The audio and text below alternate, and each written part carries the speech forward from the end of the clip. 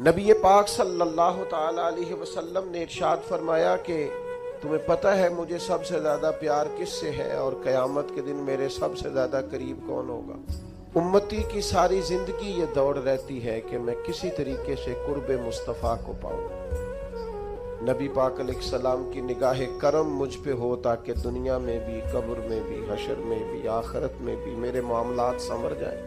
तो ये बहुत बड़ी सआदतमंदी है किसी के लिए कि हुजूर उसे अपना महबूब कहें और क़यामत के दिन उसे सबसे ज्यादा करीब बिठाएं। तो करीम फरमाने लगे तुम्हें पता है मेरा महबूब कौन है और क़यामत के दिन मेरे सबसे ज्यादा करीब कौन होगा।